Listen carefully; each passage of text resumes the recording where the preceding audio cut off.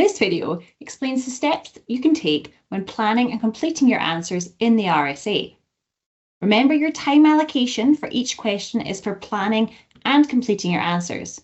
In the last video, First Steps When Your Exam Starts, we allocated our time and copied the requirements into the word processor response option.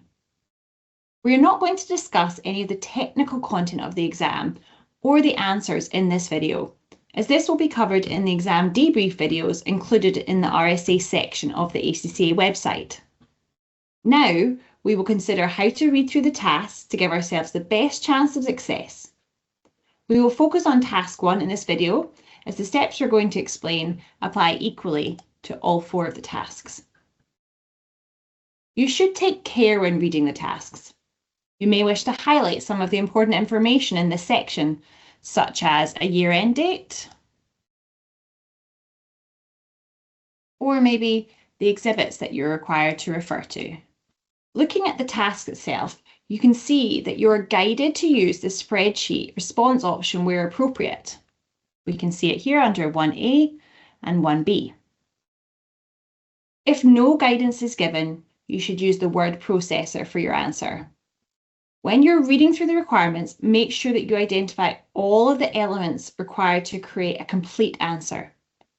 So, looking at 1A, you're being asked to calculate the revised draft profit of Fast Flash plc for the year ended 31 December 2005.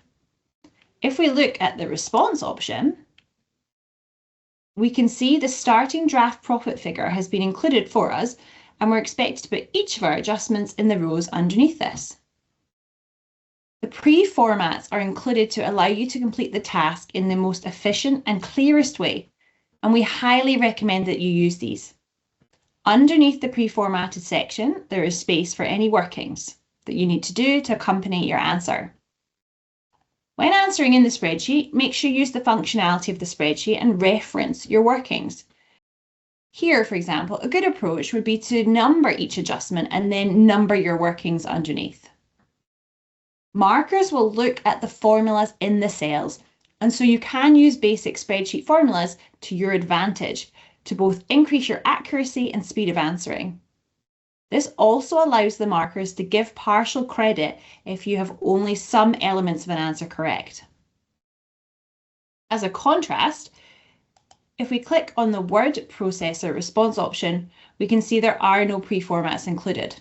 This is why we recommended that you copy across the task parts to be answered in the word processor response option. It will help to ensure you don't miss answering any parts of the exam. Going back to task 1A, the good exam technique here would be to review all of the information in the exhibit before starting to complete your answer, as some elements may link to others. So here we needed to use Exhibit 2, the draft trial balance, and also Exhibit 4, the financial statements information. Once you start to work through the task, show your workings in the spreadsheet response area. You might choose to strike through the information that you've already dealt with. So once you finish with Note 1, you might choose to strike through this. Note that if you close the spreadsheet or the word processor as you're working in them, this is only minimizing these windows. You don't need to worry about losing any of your work. It will be saved. When answering in the word processor, use subheadings to make your answer easier to read and mark, as well as ensuring you're answering all parts of the task. Don't worry about wasting time formatting your answers. Also, make sure that you answer in complete sentences rather than in note form. Bullet points are fine, but you should still use complete sentences. And finally, let's consider the end of the exam. Once all the allocated time has run out, the exam will automatically end.